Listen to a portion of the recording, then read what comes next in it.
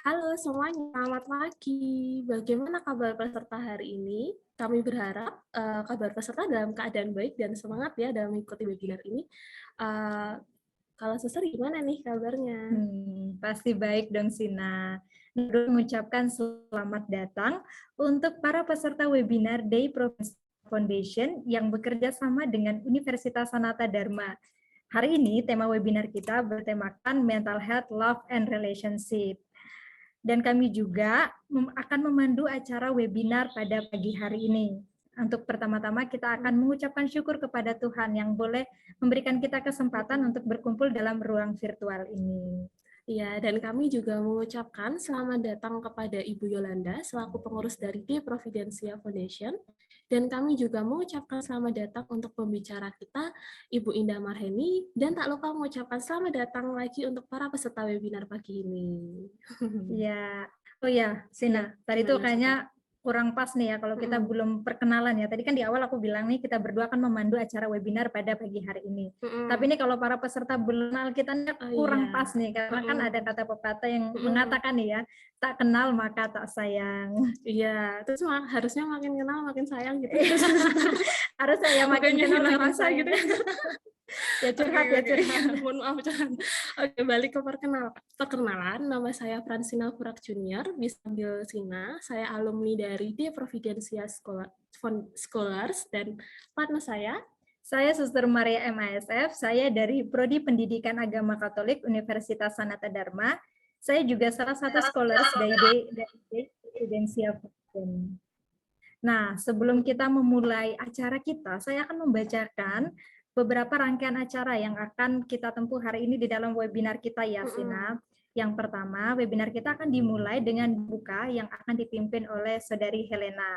Lalu yang kedua, kita akan memasuki acara inti nih. Kita akan mendengarkan sharing bersama dengan Ibu Indah.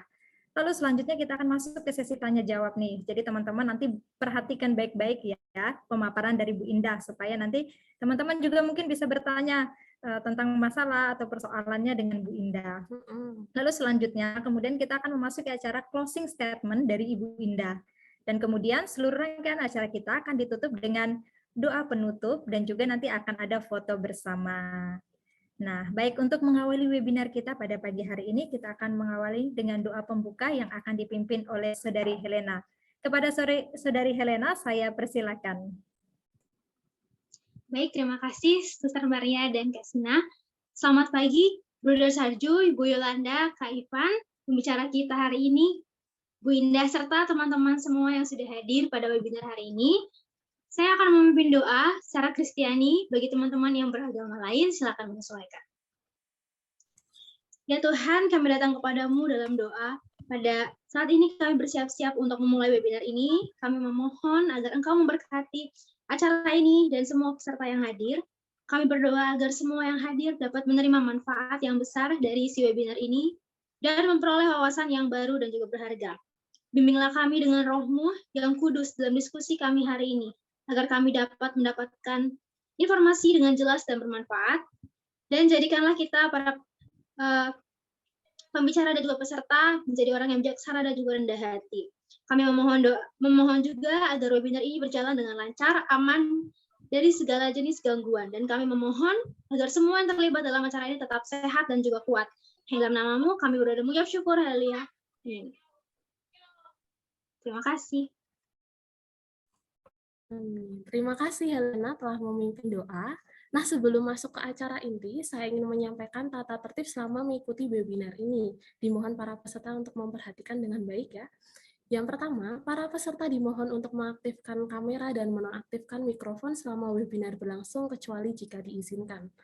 Kedua, para peserta diharapkan mengikuti dan memperhatikan webinar ini dengan baik dan tenang. Ketiga, para peserta dapat mengajukan pertanyaan kepada pembicara dengan cara mengetik di kolom chat. Keempat, para peserta dimohon untuk mengisi link presensi yang akan dibagikan panitia melalui kolom chat pada akhir acara untuk pembuatan sertifikat. Kelima, panitia hanya melayani peserta yang mengalami kendala dalam mendapatkan sertifikat sampai pukul 2 siang. 6, peserta yang meninggalkan ruang Zoom tanpa mengisi link presensi tidak akan mendapatkan sertifikat. Yang ketujuh, panitia berhak mematikan mikrofon peserta jika peserta dianggap mengganggu jalannya acara. Nah, itu dia adalah tata tertibnya. Sekali lagi mohon diperhatikan ya, karena kalau perhatian dari doi kan udah nggak ada harapan nih guys. jadi yang diperhatikan tata tertibnya aja ya webinar ini. Oke, nah balik ke tema nih sebentar. Tema kita kan tentang mental health, love and relationship nih. Menurut Suster, pentingnya apa sih Ter? Nah, kalau menurut aku nih, Sinar, untuk penting nih tema hari ini nih, karena kita akan membahas bersama apa sih itu mental health, lalu hubungannya dengan love and relationship nih, dan juga masih banyak lagi yang akan kita gali bersama dengan narasumber kita nih. Iya, benar banget ya, Suster. Maka dari itu pembicara kita ini sangat berhubungan dengan dunia kesehatan mental, teman-teman. Nah, pembicara kita hari ini adalah Ibu Agustin Krisna Indah Marheni.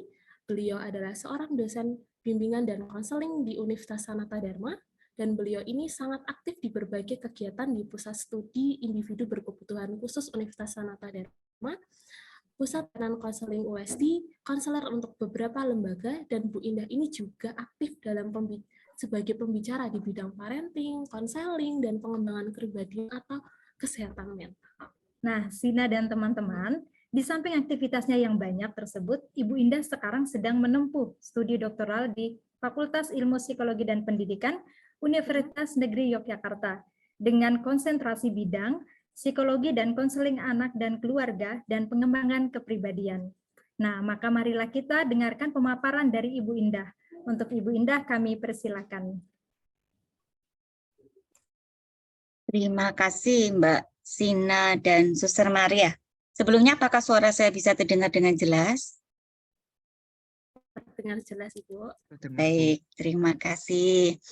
Selamat pagi, salam sejahtera buat kita semua. Kepada yang terhormat Ibu Yolanda, ada Kak Ivan, lalu Bunda Sarju ada nggak ya ini? Sepertinya sedang sibuk keluar pulau ya. Dan tentunya untuk teman-teman muda sekalian semuanya ya. Yuk, ini kan weekend ya, jangan tegang-tegang. Materi kita itu memang apa ya, kalau ada beberapa teman tuh pasti yang bikin adem panas, tapi yuk kita ini buat penyegaran di weekend kita ini gitu ya, biar nanti ke depan kita semakin semakin fresh gitu ya. Artinya ya Sabtu ini apa ya, salam kenal buat teman-teman semua dari saya. Kemudian kita akan berdiskusi bersama, dan tentunya saya akan berbagi sharing tentunya nanti ya berkaitan dengan health gitu ya, kemudian love dan relationship. Ini sebenarnya kan tema yang sangat menarik dan sangat luas sekali begitu ya.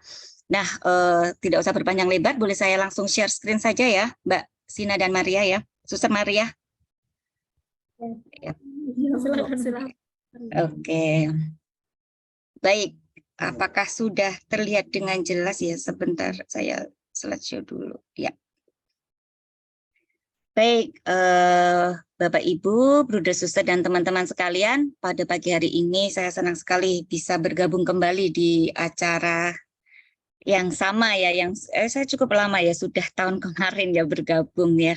Kali ini saya mendapatkan sebuah kehormatan untuk mengangkat tema ini ya, menyampaikan beberapa hal berkaitan dengan mental health, dan tentunya ini berkaitan dengan kaum muda sekalian. Jadi nanti teman-teman kalau mau sharing atau bertanya, atau ketika saya sedang bercerita atau men-sharingkan sesuatu atau menyampaikan materi, boleh kalau mau bertanya ya. Kita Van dan TikTok-nya biar enak aja gitu ya. Baik. Untuk memulai materi pada pagi hari ini, teman-teman, saya ingin mengajak teman-teman kita mereview bersama gitu ya, bahwa tema ini tuh sangat menarik sebenarnya untuk kalangan muda khususnya, maupun sebenarnya kaum middle seperti saya begitu ya. Saya tuh mantan muda tapi semangatnya masih muda begitu ya. Jadi beberapa tahun terakhir ini itu memang sudah banyak diketemukan gitu ya, kalau kita berbicara tentang kesehatan mental itu ternyata tidak hanya pada kaum dewasa ataupun kaum tua ataupun remaja, bahkan anak-anak itu juga sudah banyak menunjukkan beberapa gejala berkaitan dengan kesehatan mental. Nah, saya beberapa tahun selama pandemi ini gitu ya, untuk mengisi waktu yang ya cukup apa ya, kan berbeda ya teman-teman ya ketika kita pandemi dengan tidak pandemi itu ya. Lalu saya itu melakukan survei gitu ya. Kebetulan saya menjadi konselor kunjung di beberapa sekolah gitu ya. Itu temuannya itu sama. Saya tidak bisa menampilkan secara detail ya hasilnya. Tetapi secara garis besar bahwa bahkan di sekolah itu banyak siswa sekarang itu juga sudah menunjukkan gejala-gejala berkaitan dengan kesehatan mental yang kurang sehat, dalam artian agak sampai ke illness begitu ya. Nah, juga ada di mahasiswa, di mana ini sebenarnya sudah kami cermati itu sejak sebelum pandemi begitu ya. Ada sebagian mahasiswa gitu ya, sebagian ya teman-teman, tidak semua ya. Sulit, keluhannya itu sulit mengenali emosi diri ya. Lalu terjerat dalam relasi yang tidak sehat, baik itu dengan pacarnya, dengan teman satu gengnya, bahkan mungkin dengan keluarganya sekalipun begitu. Nah, juga banyak teman-teman itu yang mengalami trauma.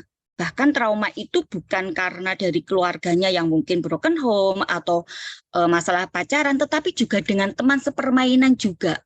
Ternyata ada banyak hal yang yang terjadi, nanti kita akan bahas lebih lanjut itu ya. Contohnya seperti apa sih trauma dengan pertemanan gitu, padahal kan satu geng gitu ya. Lalu bingung gitu ya menentukan karir masa depannya, kecanduan apa saja. Nah, ini juga banyak ya, dari yang gadget gitu ya, pornografi, bahkan sexting, lalu juga mengumpat, itu menjadi sesuatu yang mencandu buat mereka gitu. Dan sulit tidur ini yang paling banyak gitu ya, ditandai dengan ya adanya beberapa mahasiswa kalau datang gitu ya, kenapa kok terlambat gitu ya, bangunnya kesiangan Bu, kenapa kok bangun siang, tidurnya pagi Bu, saya juga tidur pagi gitu ya, kamu sibuk apa, nge-game misalnya. Ini yang banyak terjadi ya. Nah, kenapa sih itu harus terjadi gitu ya, karena kan kita semua ini hingga bisa berdiri sampai saat ini, bukankah kita itu diciptakan Tuhan itu dengan yang sempurna begitu ya, lengkap begitu ya, tapi kenapa ya kok begitu tumbuh dewasa atau menjadi kaum muda itu mengalami banyak problematika seperti ini gitu ya. Kenapa ini harus terjadi? Sehingga banyak di antara kita itu yang seringkali juga mengalami penurunan kesejahteraan psikologisnya. Ya. Kemudian kadang itu ditandai dengan tidak happy, marah, tidak tahu alasannya kenapa, mood swing begitu ya, dan lain sebagainya. Kecemasan terhadap kesehatan diri maupun orang lain, ini apalagi kemarin ketika pandemi gitu ya. Juga ini juga karena psikosomatis gitu ya, karena stresor psikologis lalu sampai ke fisik gitu ya. Saya itu merasa perut saya itu ada yang menusuk-nusuk gitu ya. Tapi nanti ketika datang ke dokter semuanya baik-baik aja gitu ya. Lalu dikatakan Mbak Sina gitu ya, misalnya ya Mbak Sina, apakah lagi patah hati misalnya. Kadang tuh dokter tuh langsung menembak begitu ya. Ya ini kan dokter pasti juga mencermati ya beberapa gejala dan kasus-kasus yang terjadi di rumah sakit yang pasiennya itu adalah kaum muda atau remaja begitu. Ini banyak sekali. Perubahan pola tidur, siang jadi malam, malam jadi siang gitu ya. Terus Binda nggak ngalamin gitu ya. Saya kalau belum jam 2 pagi belum bisa mengantuk gitu ya. Tapi apa yang bisa kita lakukan? Lalu cari penyebabnya, nanti kan begitu ya. Sulit tidur dan pastinya akan membuat kita sulit untuk berkonsentrasi. Ada beberapa gejala yang muncul ya, yang akhirnya juga ini menambah kondisi kesehatan mental kita tidak oke. Di sini saya hanya akan mengatakan tidak oke karena saya akan berbicara kesehatan mental, tapi dalam konteksnya adalah masih sehat. Kalau klinikal nanti pasti akan ada tindakan tersendiri ya. Begitu. Nah, sebenarnya kesehatan mental itu apa sih? Nah, yuk, kalau menurut Suster Maria tuh kira-kira kesehatan mental menurut Suster itu apa, Sus? Kondisi di mana pribadi itu mengalami ketenangan sih bagi saya. Oke, jadi kalau sehat itu tenang, kalau nggak sehat tidak tenang cemas gitu ya, Sus ya? Oh, cemas. Oke.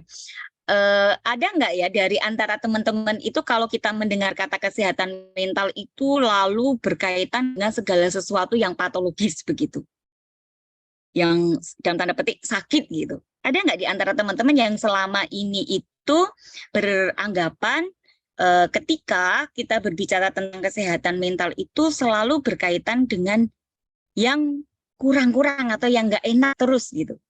Ada nggak? Maaf, untuk PowerPoint-nya nggak jalan, Bu. Iya, memang belum. Memang belum saya jalankan. Iya. Ada nggak teman-teman misalnya itu skizofrenia gitu kan? Anoreksia nervosa misalnya ya. Seringkali ada gitu ya beberapa individu itu yang pasti beranggapan itu adalah ke sesuatu yang konteksnya itu negatif. Padahal kesehatan mental itu sendiri ya memiliki makna di mana kita itu bisa memanfaatkan kemampuan kognisi kita, emosi kita, dan segenap yang ada dalam diri kita itu berfungsi sebagaimana mestinya dan secara optimal untuk memenuhi kebutuhan kita sehari-hari dalam aspek apapun, ya. Nah, namun seringkali itu tadi ya, ketika kita berbicara kesehatan mental, seringkali itu banyak masyarakat ataupun kaum muda khususnya itu menganggap itu segala sesuatunya itu yang negatif gitu ya. Stres, depresi, cemas yang berlebihan, bipolar, halusinasi, sedih dan lain sebagainya begitu ya. Sehingga ketika kita mendengarkan situasi atau kondisi yang seperti itu berusaha untuk hanya menghindar gitu ya, tetapi tidak mencari tahu sebenarnya sejauh apa sih, sebenarnya seperti apa begitu ya. Padahal kesehatan mental itu selalu menyatu dalam kehidupan kita sehari-hari karena bentuknya itu adalah kontinum. Jadi dari yang sehat sampai yang memang dalam tanda petik sakit atau sering kita sebutnya itu adalah illness begitu ya. Nah, kalau yang sehat pasti kita semua seperti yang saudara sampaikan ya, semuanya itu happy begitu ya, kita bisa mengontrol dan lain sebagainya gitu ya. Tetapi bagaimana ya ketika kita itu mengalami kecemasan begitu ya. Sebentar ya, saya coba untuk pakai ini. Yes.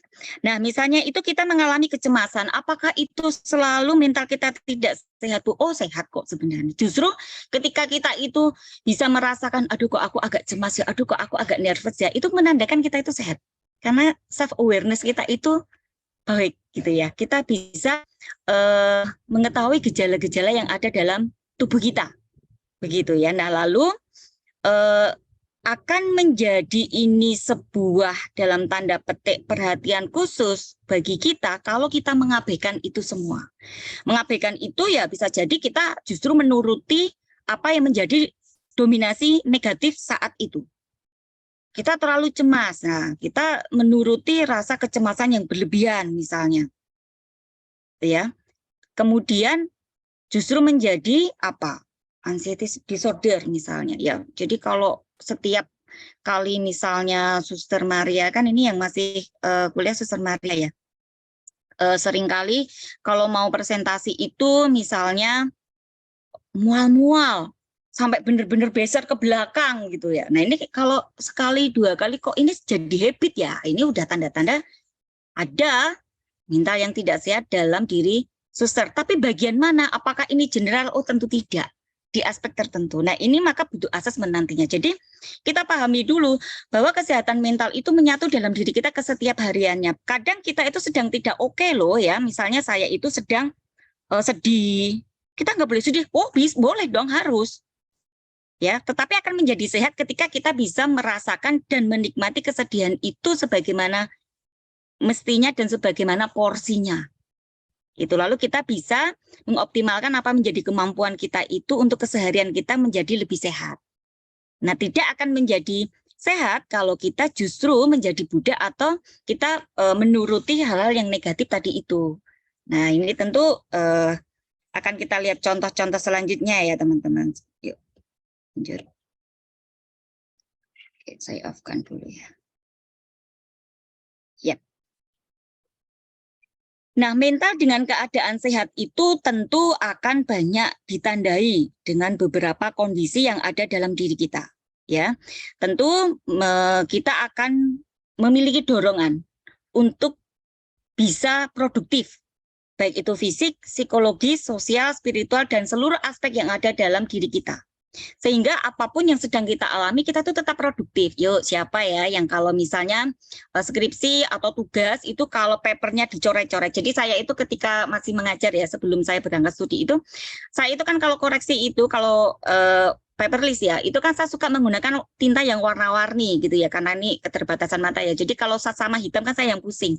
Saya pakai tinta warna merah misalnya, atau warna pink. Lalu saya mengatakan ke mahasiswa, nanti kamu jangan sakit hati ya kalau saya menggunakan tinta yang berwarna gitu ya. Kenapa saya mengatakan itu? Karena ternyata setelah kami observasi itu tidak semua mahasiswa itu dengan sukacita menerima kembalian papernya itu ada coretan berwarna.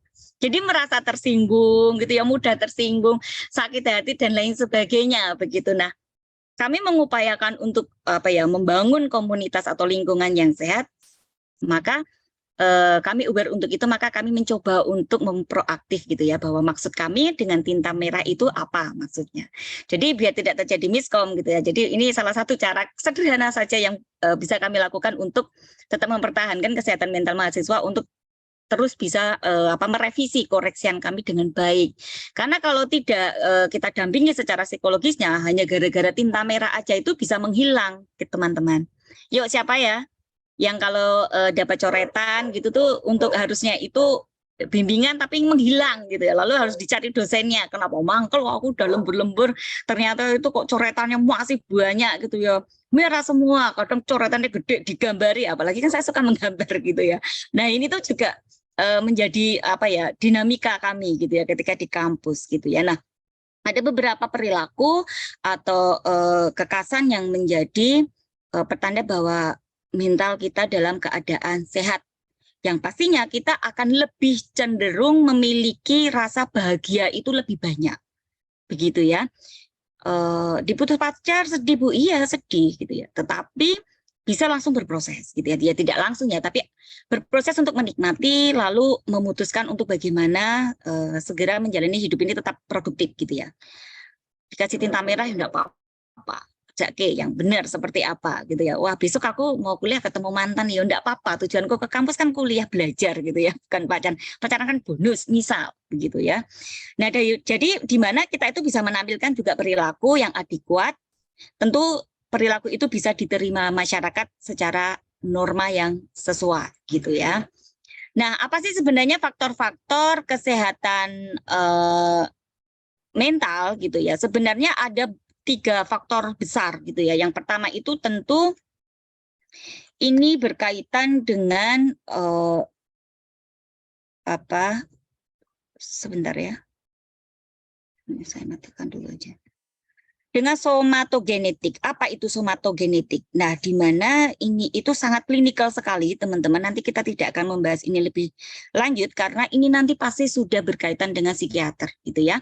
Di mana, tapi kita perlu memahami bahwa ada somatogenetik itu yang mungkin bisa membuat seseorang itu memiliki kesehatan mental yang rendah atau tidak baik.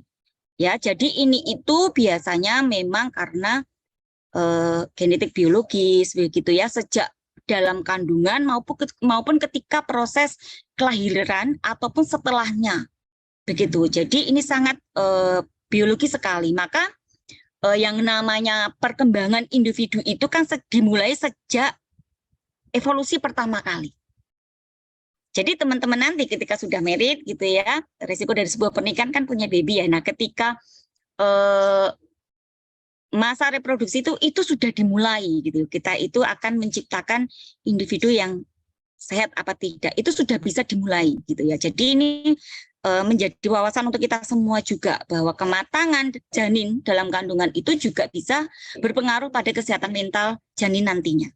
Lalu yang kedua itu adalah psikogenik. Nah, psikogenik ini tentu ini yang berbasisnya itu sangat psikologis sekali. Ada interaksi anak dan orang tua, atau bahkan orang tua dengan orang tua itu sendiri, jadi kan anak bisa melihat, mengcoping begitu ya. Ada intelijensi dan pekerjaan, interaksi kita dengan saudara kandung. Nah, ini sibling kita itu seringkali tanpa kita sadari gitu, kadang orang tua gitu ya, ini berkaitan dengan pola pengasuhan ya, membandingkan. Mungkin maksud orang tua itu menyemangati, memotivasi, ya, tetapi caranya itu membandingkan. Nah, ini kan bisa melukai hati anak yang mungkin secara kepribadian memang tipenya tuh kecil hati misalnya, atau dari kitanya sendiri gitu ya, memiliki relasi yang memang kurang baik dengan saudara kandung, itu juga bisa menjadi pemicu bagaimana kondisi kesehatan kita itu apakah baik apa tidak. Lalu kehilangan yang menyebabkan kecemasan ataupun kesedihan yang mendalam, ini pun juga, apakah Bu Indah pernah mengalami? Oh iya, saya pernah mengalami di beberapa sharing saya itu, saya mengalami begitu ya, tetapi mungkin ini lebih ke relasi dengan keluarga ya, khususnya orang tua. Jadi begini, Maaf, pada tahun 2014, ya, iya, Fotonya masih di halaman pertama, Bu. oh, di tempat saya sudah berjalan. Iya, Bu, mohon maaf ya. nampaknya di sini belum, Bu. Mungkin Oke. boleh diulang nge-share-nya, Iya, Bu. Bu, diulang. Oke. share-nya. Oke, saya stop dulu ya. Baik. Oke, mental health ya. Oke. Nanti coba dicek lagi ya. Boleh. Sebentar saya cek lagi deh. Iya. Kelihatan? Kelihatan. Sudah. Sekarang? Bentar, Bu. Masih waktu. Tempat saya sudah ganti. Iya. Gimana? Tempat saya juga. Teman-teman sudah ya? Atau ada yang belum? Sudah ya. Oh, mungkin karena sinyal di tempat bisa juga ya, di tempat masing-masing. Oke. Lanjut ya. Oke. Kita sampai di sini ya. Nah, pada tahun 2014 saya itu tiba-tiba ditinggal ayah saya. Ditinggal meninggal begitu ya. Nah, relasi saya dengan ayah saya itu kelekatan positif. Jadi artinya kelekatan emosionalnya itu sangat dalam. Begitu, karena tidak sakit. Jadi ini serangan jantung pertama dan terakhir gitu ya, dengan kondisi sehat, habis telepon-teleponan dan sebagainya begitu. Ini kan sangat mengguncang buat kami sekeluarga gitu, khususnya saya. Dan ketika saya ditinggal itu saya mengalami ya mungkin depresi ringan ya, tetapi stres berat gitu ya. Saya mengalami kesedihan yang mendalam itu sampai 4,5 tahun.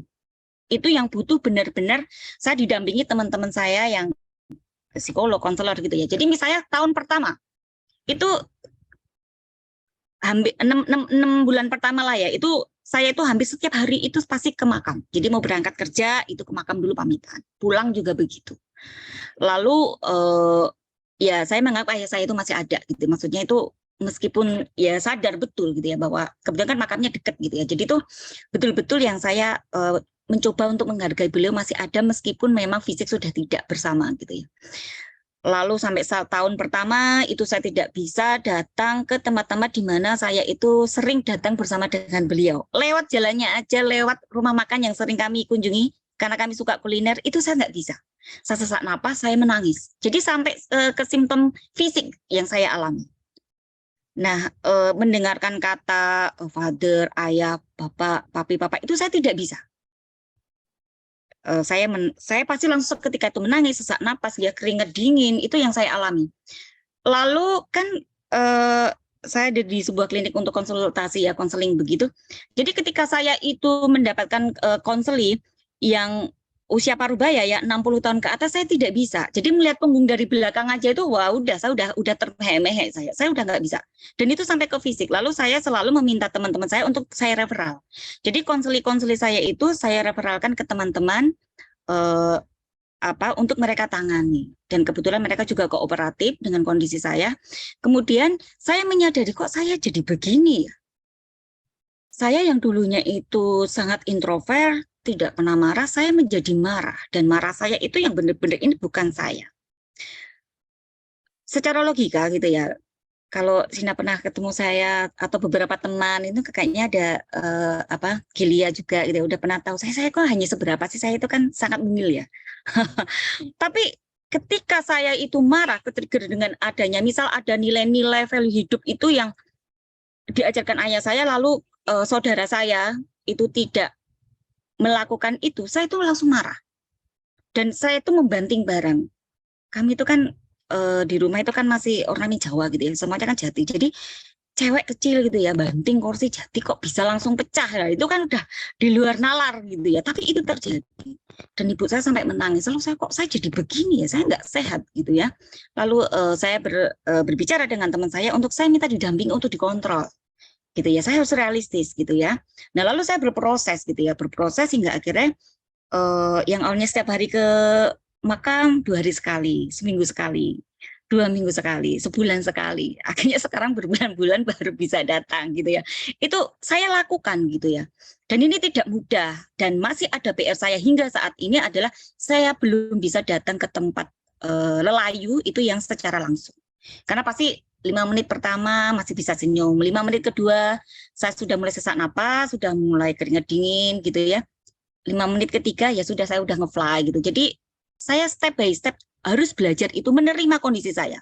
Dan akhirnya karena saya juga harus terus belajar seumur hidup, saya melatih diri saya. Beberapa bulan yang lalu dan 1 tahun yang lalu sahabat-sahabat dekat saya sudah dipanggil Tuhan gitu ya, karena udah sepuh, saya harus memberanikan diri. Sebagai penghormatan terakhir, saking cintanya saya kepada sahabat saya harus melawan. Jadi saya tidak mau menuruti ego saya yang ketakutan, yang traumatik gitu. Jadi keputusannya itu adalah bukan tidak bisa sembuh trauma itu, tapi mau apa tidak begitu. Dan saya sudah membuktikan itu bisa begitu ya. Itu nah, lalu apalagi sih psikogenetik yang seringkali bisa membuat mental kita itu tidak sehat gitu ya. Lingkungan pertemanan. Ya. Jadi kalau teman-teman itu selalu mengatakan toxic relationship gitu ya, toxic sebenarnya itu juga bisa jadi bukan dengan pacar tapi juga dengan pertemanan, bahkan dengan diri kita sendiri. Ketika kita itu memiliki rasa tidak percaya diri yang besar gitu ya, lalu punya rasa bersalah yang besar kalau kita tidak mau berproses dan kita hanya maunya terpuruk pada rasa tidak percaya diri itu, ya berarti kita tuh toksik dengan diri kita sendiri juga begitu. Ya, nah ini teman-teman untuk yang psikogenik. PPT saya bisa jalan? Aman? Oke. Baik, sekarang kita yang ketiga. Faktor yang ketiga itu apa sih? Faktor yang ketiga ini basisnya itu adalah sosial. Jadi kalau psikogenik tadi itu kan dari internal kita sebenarnya yang bermasalah ya. Tetapi berpengaruh pada sosial, termasuk tadi itu di pertemanan bisa iya gitu ya. Kalau apapun kondisi geng kita, kalau kita punya value, kalau kita punya prinsip, kita komitmen dengan prinsip hidup kita tidak akan tergiur. Ketika saya masih muda seperti teman-teman S1 gitu ya kan, main musik gitu ya. Main musik itu ya teman-teman itu kan kalau habis main musik itu kan ada yang minum alkohol, ada yang merokok dan lain sebagainya. Ya itu mereka. Kalau saya tidak seperti itu. Jangankan kok minum, orang saya itu kena Coca-Cola 1 sendok aja suaranya udah hilang gitu. Saya cukup sadar diri gitu. Jadi ya itu teman-teman saya. Saya tetap berteman, tetapi saya tidak mengikuti pola-pola hidup mereka yang tidak sesuai dengan saya. Nah, ini contoh yang sehat gitu ya. Itu jadi kalau yang psikogenik tadi itu adalah dari kita keluar, kalau yang sosiogenik itu adalah lingkungan sekitar itu membuat kita yang mengalami mungkin stres ya. Misal nih Sina kan sudah lulus nih. Aduh, kapan kerja di mana gitu ya. Kalau udah kerja kapan menikah, kalau udah menikah kapan punya momongan gitu ya. Kayak mau bikin kue aja ya. Lalu kalau udah punya momongan kapan dibuatin adik gitu ya. Lalu ditanya lagi sekolahnya di mana, ranking berapa begitu ya. Jadi seolah-olah hidup kita itu menuruti standar sosial. Nah, akhirnya kan kita sendiri yang stres ketika kita itu tidak bisa menjalani hidup kita sebagaimana standar kita, tetapi justru standar orang lain. Ini hidup punya siapa kan begitu ya. Oke, lalu apa lagi? Oke, kemudian juga adanya perubahan-perubahan hal yang positif sebenarnya. Kayak kita kemarin ketika pandemi itu kan semuanya harus berbasis daring, online dan lain sebagainya. Ketika kita menganggap perubahan itu sebuah peluang yang positif, jadi kalau mindset kita itu positif, maka kita bisa mengikuti. Kita menjadi lebih sehat karena kita akan lebih terbantu. Tetapi ketika ada perubahan, kita itu justru menganggap itu sebuah beban, melelahkan, menjengkelkan, ya yang terjadi juga akan seperti itu. Karena kita sudah mensugesti dan sudah memberi makan ego kita ke hal-hal yang negatif. Jadi sebenarnya itu polanya seperti fisik ya, apa yang kita makan kan itu mempengaruhi kesehatan fisik kita sama. Apa yang kita dengar, apa yang kita ucapkan, apa yang kita lihat, apa yang kita pikirkan itu menjadi suplai psikologis kita juga. Kalau kita yang positif ya pasti akan jadinya positif. Begitu juga sebaliknya, gitu ya. Nah, perubahan-perubahan teknologi yang lain, nah ini kan tuntutan peradaban kehidupan lah. Ini nggak bisa kita nggak bisa ketinggalan, dong. Kita sudah di tahun 2023 kan begitu ya. Nah, kalau kita masih mau pakai di tahun-tahun 1900 sekian ya, kita pasti tidak akan happy gitu ya. Kita stres. Banyak hal yang akan terjadi dalam diri kita yang tidak baik gitu ya. Ketika kita tidak mau terbuka. Nah, lalu sebentar ya, ini kok agak susah ya.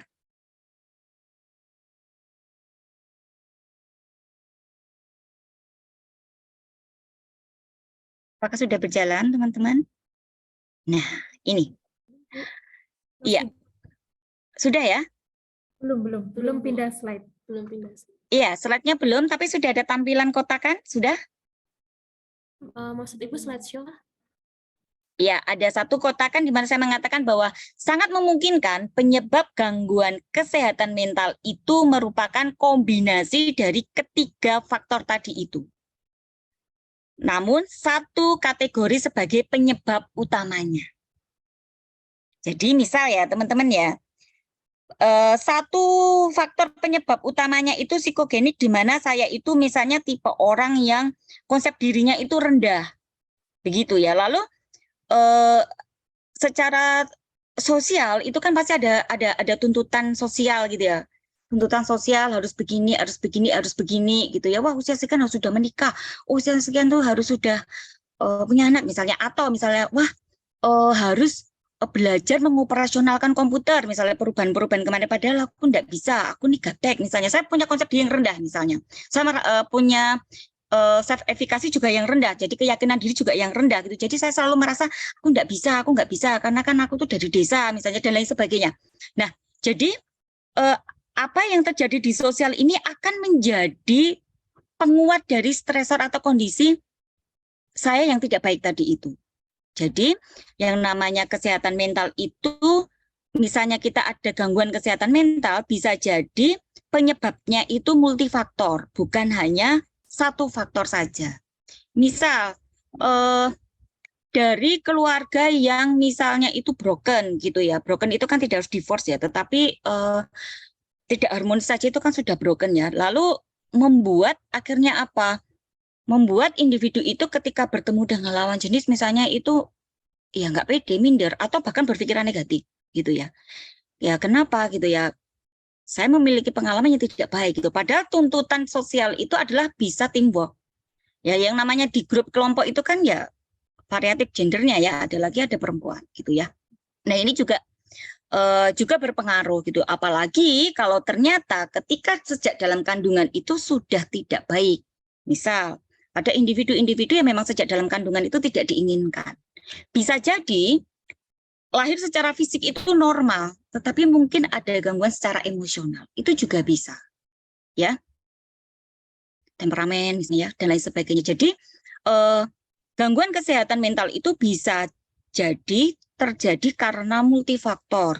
Namun ada satu faktor itu penyebab utama yang sangat kuat. Nah, maka untuk lebih tahu detailnya ketika muncul gejala yang lebih berat itu harus melakukan asesmen. Gitu ya. Nah, maka kita bisa ya menilik diri kita gitu ya. Seringkali itu kan kita itu menghakimi itu enggak hanya kita ke orang lain gitu loh, tapi kita ke diri kita sendiri juga bisa. Nah, ini sama-sama gitu ya. Kesehatan mental kita itu juga harus dipertanyakan juga gitu. Kenapa sih saya itu selalu menggunakan orang luar atau pihak eksternal itu yang menjadi penyebab saya tidak berhasil misalnya. Ya, saya belum bisa ngumpulin, soalnya kemarin ibu saya itu begini. Nah, udah alasannya banyak. Pokoknya orang luar. Coba kalau kamu kemarin nggak begini. Nah, ya, jadi ini juga perlu diperhatikan gitu ya. Termasuk yang bagaimana kita menghakimi diri kita sendiri. Ya, coba kalau aku itu lahir dari keluarga yang, nah ini juga harus kita seringkali sadari. Karena kalau tidak, kita tuh bisa menjadi overthinking gitu ya. Gara-gara ini jangan-jangan, ya. Akhirnya apa? Tanpa kita sadari, kita itu menjadi perfeksionis. Jadi kita punya tuntutan standar yang atau ekspektasi yang sesuai dengan imajinasi kita atas kekhawatiran kita tadi itu. Tapi nanti kalau kita ditegur, aku nggak gitu, aku baik-baik aja, aku nggak apa-apa kok, menyangkal emosi yang ada. Ya dulu saya tipe pribadi yang sangat tidak asertif gitu ya, sangat introvert sekali. Jadi kalau sedih itu saya tidak pernah saya tunjukkan gitu ya. Saya tersinggung, saya tidak pernah mengatakan itu. Tetapi begitu saya mengalami peristiwa yang menyedihkan kemarin itu, saya lalu belajar berpikir bahwa ini tidak sehat. Nah, mungkin ini teguran buat Tuhan juga, buat saya dari Tuhan, bahwa saya harus newborn gitu ya, lahir kembali menjadi versi Indah yang lebih baik gitu ya. Saya harus mencoba asertif gitu ya. Ketika saya tidak setuju, saya menyampaikan, tentu dengan yang santun ya, asertif. Ketika saya sedih, saya menyampaikan gitu ya. Nah, nanti kita akan bicara lebih banyak itu. Nah, lalu pertanyaannya begini teman-teman, ya, masalah apa sih yang sering muncul pada kaum muda berkaitan dengan kesehatan mental? Dari beberapa literasi, hasil riset dan pengamatan kami gitu ya, ketika mendampingi para kaum muda itu ada 3 poin besar yang sering terjadi pada kaum muda. Yang pertama itu adalah konflik keluarga. Bisa broken home dari orang tua atau dia dengan orang tua atau antar sibling. Lalu perbedaan pendapat dan perencanaan dengan orang tua maunya anaknya menjadi profesi A, anaknya kepengen B gitu ya. Ada paradigma berpikir yang berbeda, kalau profesi A itu persisnya begini, kalau bagi anak itu persisnya begini, ya berbeda. Dan ini ternyata bisa konflik sekali. Saya pernah menangani satu kasus gitu ya, salah satu ya orang terkemuka di Jogja gitu ya, anak sematawayang gitu ya, dia ingin menjadi seorang desainer sepatu, tetapi karena dia itu pewaris tunggal pemilik salah satu hotel terkenal di Jogja gitu ya, dan beberapa di Indonesia, itu hal yang memalukan. Akhirnya menginginkan anak ini itu sekolah bisnis ke Aussie, tapi dengan konsentrasi yang berbeda, dan akhirnya ini menjadi sebuah bentrokan dengan anak dan orang tua, dan akhirnya anak menjadi tidak mau melanjutkan sekolah dan lain sebagainya. Ini juga bisa gitu ya. Lalu kecemburuan dengan saudara kandung, kondisi ekonomi, ya, ini juga menjadi masalah-masalah yang sering muncul pada kaum muda. Kenapa ya? Itu kan urusan orang tua, bisa keluarga. Kenapa kok bisa? Ya, karena dalam dirinya punya konflik. Jadi yang kedua itu konflik dengan diri. Sebenarnya kan konflik self itu kan adalah adanya adanya dua kepentingan gitu ya, baik diri maupun pihak luar gitu ya, ataupun adanya dilema-dilema gitu ya. Kalau berbicara tentang self itu sangat banyak sekali teman-teman ya kasusnya. Kasusnya apa saja? Mungkin konsep dirinya, masalah harga dirinya, ya, masalah keyakinan dirinya, ya, masalah altruismenya, kesadaran dirinya dan lain sebagainya yang semuanya berpusat pada diri. Manajemen emosinya, bahkan pengenalan diri pun juga bisa menjadi sebuah masalah. Nah, saya menemukan beberapa kasus yang bermula dari diri itu sampai akhirnya menjadi simptom mental yang kurang sehat pada kaum muda, khususnya mahasiswa, itu adalah terjerat pada relasi yang tidak sehat, toksik, baik itu dengan teman maupun dengan pacar, atau bahkan dengan namanya teman-teman sekarang. Kalau zaman saya masih muda itu TTM, ya, teman tapi mesra. Kalau sekarang apa ya namanya itu, ya mungkin masih sama atau bagaimana ya. Nah, di mana tren sekarang itu kan saya membahasakannya itu KDRT ya, kekerasan dalam romantika gitu ya, bukan rumah tangga tapi romantika gitu. Kekerasan bukan hanya masalah seksual, bukan hanya masalah fisik, tetapi verbal dan psikologis serta sosial. Ya, yuk siapa yang tidak usah ngacung ya, tidak usah tunjuk jari, dibatin aja ya. Siapa ya kalau kuliah itu kalau pacarnya berangkat, aku juga berangkat. Tapi kalau pacarku nggak berangkat, aku juga nggak berangkat. Nah, kalau berangkat nanti aku marah atau saya yang dimarahi. Nah, ini juga sudah masuk dalam kekerasan dalam romantika, ya. Baik itu sosial maupun psikologis begitu ya. Lalu mengekang secara psikologis gitu ya, mengintimidasi gitu ya, baik lisan maupun tertulis begitu ya. Ini sangat banyak sekali kami temukan gitu ya. Lalu juga friend with benefit ya, teman-teman pasti sudah familiar dengan friend with benefit ini ya, bagaimana mereka melakukan hubungan suami istri tetapi tanpa ikatan, bahkan pacarnya pun juga bukan gitu ya. Nah, ini sangat-sangat ironis sekali gitu ya bagi kaum muda sekarang ini. Dan ketika si individu ini ingin melepaskan dari pasangan dan tanda petik friend with benefit ini, dia menjadi kacau gitu. Jadi ada beberapa ya. Konselor itu ketika mau menikah itu dia khawatir, takut, cemas gitu loh. Ternyata usut punya usut, yang dikhawatirkan tuh bukan dengan pasangannya, tetapi bukan calon suaminya, tetapi justru pasangan FWB-nya dulu. Nagih gitu ya. Seks itu kan kayak candu ya, sehingga ya enggak apa-apa kamu menikah, aku kan tidak akan menikahi kamu juga. Tetapi bahwa FWB-nya itu tetap jalan. Nah, ini kan sebuah pukulan berat buat si wanita ini kan nggak mudah gitu ya. Nah, ini menjadi stres berat gitu ya. Nah, lalu hedonisnya sekarang itu apa? Mungkin sekarang sudah tidak zamannya dugem mungkin ya. Dugemnya sekarang itu bukan ke clubbing, tapi duduk-duduk gembira ya di kafe gitu ya, dengan harga kopi, 1 kopi 150 gitu ya Kak Ivan ya. Mahasiswa padahal. Duitnya dari mana? Beasiswa. Tragis sekali. Dan ini banyak.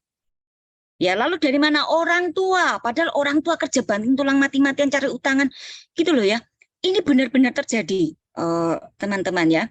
Nah, jadi ya boleh, kongko itu boleh gitu ya, tetapi ya intensitasnya ya, kelasnya gitu ya. Kan kita itu bukankah lebih enak ya kalau hidup itu sesuai dengan kondisi kita. Itu kita tidak terbebani loh ya. Daripada kita itu memaksakan ya lifestyle yang lebih padahal modal kita nggak ada. Itu tidur nyenyak enggak. Makanya tidurnya pagi tadi itu alasannya ngegame. Padahal pusing, besok aku ajak janjian sama itu. Duitku kantongku udah tipis nih, gimana ya? Kalau kita mau jujur dengan diri sendiri, pasti akan ke sana ya. Itu lalu prokrastinasi ini yang membuat Bapak Ibu dosen pusing ya. Buder 1 juga pusing, ini harusnya sudah lulus, kenapa tidak lulus? Kalau beasiswanya dihentikan bagaimana? Kasihan juga gitu ya. Prokrastinasi, kenapa menunda? Karena yang jadi prioritas bukan hal yang urgent, bukan studinya, nongkrongnya tadi misalnya, nganter pacarnya belanja ya. Nah, ini juga yang mau bisa tanpa kita sadari masalah-masalah kesehatan mental itu bisa muncul di kaum muda gitu ya. Nah, nanti silakan aja kalau teman-teman mau sharing atau mau menanyakan berkaitan dengan persoalan-persoalan ini. Nah, maka seringkali anak muda itu kan begini, ibu kan kayak nggak pernah muda aja, yang namanya jatuh cinta itu gimana kok Bu? Oh, saya pernah muda banget gitu ya. Gitu. Tapi nggak bucin-bucin amat juga, bisa loh. Selamat sampai sekarang baik-baik aja gitu ya. Nah, yang perlu kita pahami teman-teman ya, kalau kita berbicara tentang relationship tadi ya, masalah-masalah yang sering muncul di kaum muda tadi, kita pahami yuk sebenarnya cinta itu yang seperti apa dan sebenarnya atas nama cinta itu yang seperti apa. Jangan-jangan selama ini yang kita maksud cinta itu hanya atas nama cinta aja, tapi sebenarnya bukan cinta. Ya. Kalau kita mengutip dari Fromm ya, Eric Fromm, cinta itu sebenarnya apa toh? Pasti segala sesuatu yang membuat diri kita dan orang yang kita dalam tanda petik sayangi atau cinta itu bertumbuh dan berkembang, itu pasti. Ya. Karena kita sebagai manusia itu kan dianugerahi rasio yang membuat kita sadar, sungguh-sungguh sadar dengan diri kita sendiri, orang lain, dan masa depan kita. Nah, orang tua ada di mana? Orang lain. Saudara kita di mana? Orang lain. Pacar kita di mana? Orang lain. Diri kita di mana? Ya di sini. Masa depan kita di mana? Ya di depan sana, tapi juga adanya di sini. Di sini, kan begitu. Jadi kalau kita mau melihat dari 3 komponen ini aja udah banyak kediri kan sebenarnya. Nah, maka ini menjadi sebuah kekuatan aktif kita untuk merobohkan tembok pemisah antara manusia dengan sesamanya. Artinya begini, kalau kita aja kuat di diri, maka orang lain juga begitu dong. Maka kita harus hati-hati. Kita itu harus memprakarsai dan memiliki kekuatan dan menguasai itu bukan orang lain, tapi menguasai diri sendiri. Itu. Sehingga dengan demikian kita bisa menyatu dengan sesama kita itu dengan harmoni.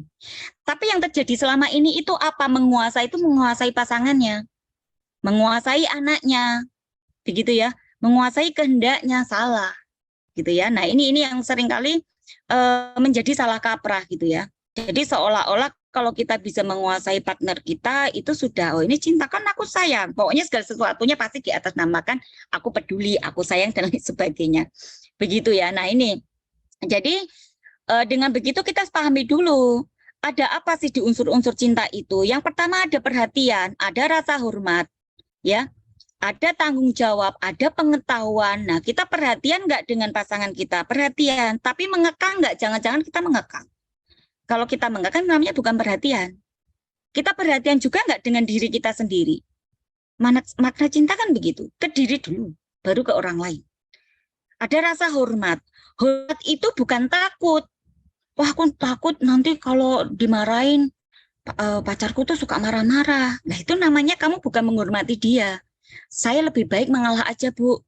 Karena saya menghormati dia, itu kamu bukan menghormati dia. Kamu tidak mencintai dia. Wong kamu membiarkan dia punya perilaku agresi verbal kayak gitu kok. Apalagi kamu menghormati diri kamu sendiri, jelas enggak. Jelas tidak, begitu loh. Tapi rasa hormat itu adalah memberikan hak dan kesempatan untuk diri kita maupun orang lain itu bertumbuh dan berkembang sebagaimana mestinya secara sehat. Begitu, ya. Nah, maka kita butuh pengetahuan. Pengetahuan tentang siapa? Tentang diri kita sendiri dulu. Oh iya, aku tuh mudah tersinggung kalau aku dibilangin seperti apa toh. Gitu ya.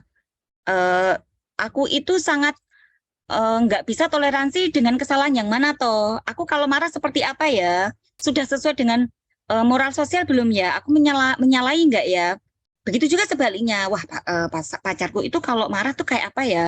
Kalau marah itu atau hal yang nggak disukai dan yang membuat dia marah itu yang seperti apa aja ya? Kita harus tahu pengetahuan itu, ya. Ada kecenderungan positif apa negatif, kita harus tahu, gitu ya. Dan kita harus menghormati itu, artinya kita membawa diri kita maupun orang lain itu ke track yang benar sesuai dengan tahap perkembangannya. Maka itu kita bertanggung jawab atas cinta tadi itu. Jangan lalu mengatasnamakan cinta lalu kita mengiyakan semua. Nah, ini keliru. Ya, keliru.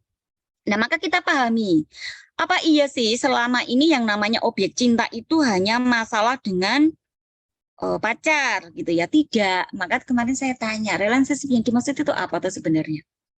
Ya karena ini kaum muda ya pasti kan kurang lebih masalah asmara oke, tidak apa-apa ya. Tetapi kita juga harus sadar, kita harus punya kesadaran bahwa sebenarnya objek dari cinta itu sendiri itu ada sesama, orang tua, erotis, Tuhan, dan diri sendiri. Bisa jadi kita itu ke sesama oke, ke orang tua oke, ke Tuhan oke, wah rajin, berdoa terus ya Sus. Ya, berdoa terus gitu ya sampai lupa tidak berusaha, padahal katanya kan ora et labora, ya enggak?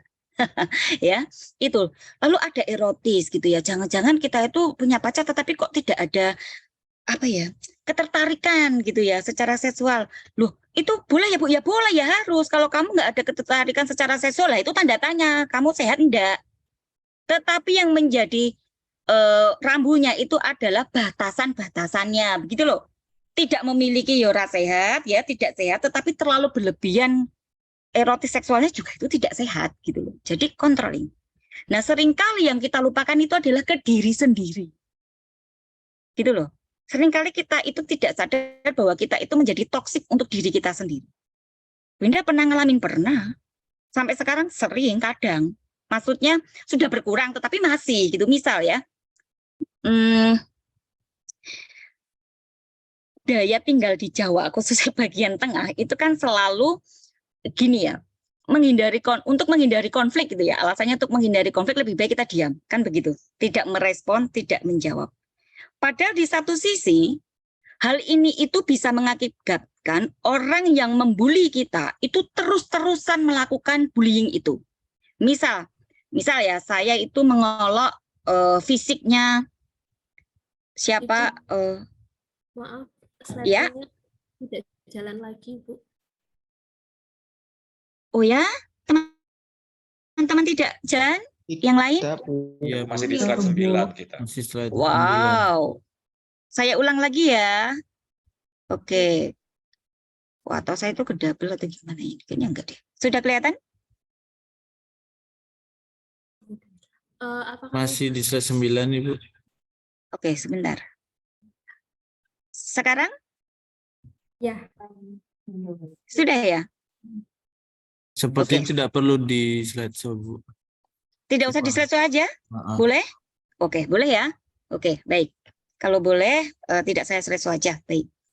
Nanti kalau kurang besar, sampaikannya biar saya perbesar. Oh, oke. Sorry. Oke. Nah, seringkali kita itu lupa pada diri sendiri tadi itu ya. Misal saya itu suka membuli siapa ya di sini ya? Ada Kak Sevin nih, Kak Sevin Sogen misal ya. Dan nggak ngantuk ya Kak. Oke, misalnya gitu ya, endut gendut misalnya. Misal, jangan sakit hati sama saya ya. Misal gendut gendut gitu ya. Ya mungkin Sevin kan sekali dua kali enggak apa-apa gitu ya. Tetapi ketika Bu Indah itu menyampaikan itu, memanggil itu di forum, kan nggak etis ya. Sevin kan udah besar, ya kan sudah tahu ini baik apa enggak, kan pasti harga diri ya kan pasti malu juga. Nah, ketika ini saya lakukan berkali-kali tanpa ada aksi tindakan asertif dari Sevin, saya akan melakukan ini berulang terus. Karena ini asik buat saya, gitu loh. Dan teman-teman lain tuh bisa jadi juga menikmati, ikut tertawa, ikut memanggil, dan lain sebagainya. Nah, artinya apa? Sevin sehat enggak? Enggak. Sevin tidak mencintai dirinya sendiri. Wong dia membiarkan kok, ya, membiarkan orang lain melakukan kejahatan psikologis bagi diri dia. Jelas-jelas dia merasa tersinggung, dia sedih kok. Dia hanya berdiam diri, ya. Itu.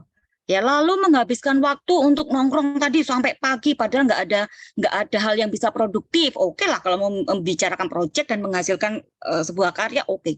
Kalau enggak hanya toksik nggak dengan diri sendiri? Iya.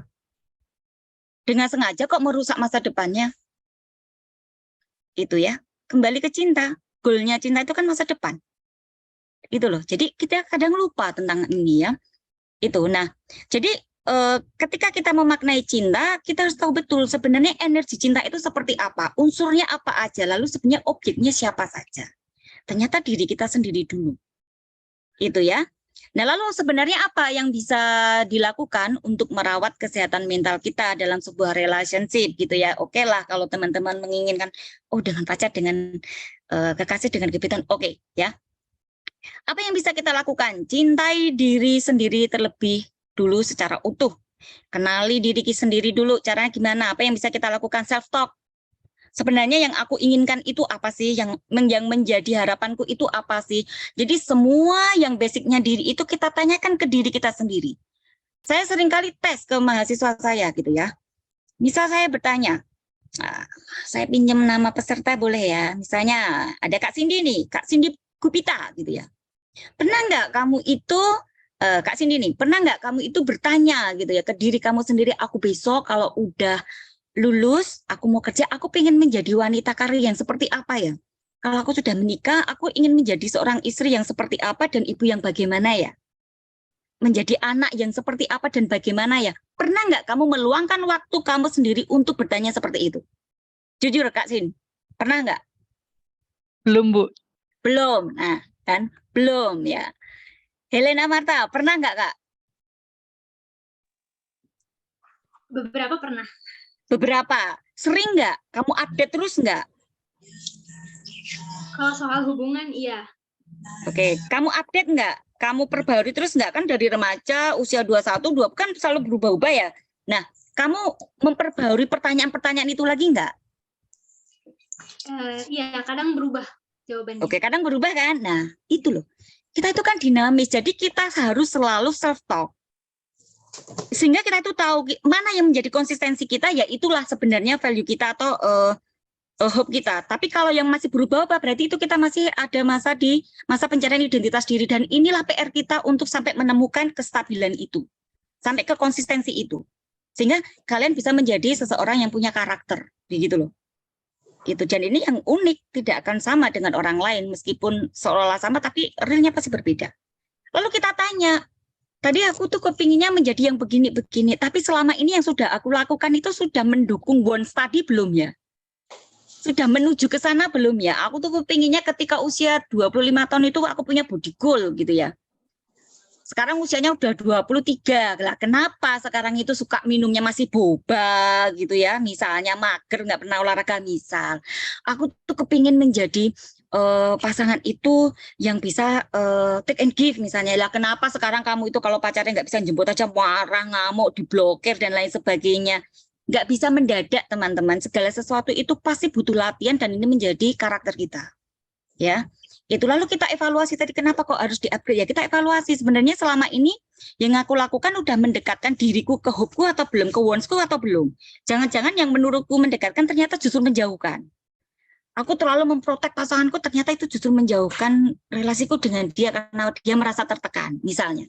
Artinya apa? Kalau kembali ke apa namanya, ke unsur cinta tadi itu karena kita kurang pengetahuan tentang pribadi dari pasangan kita.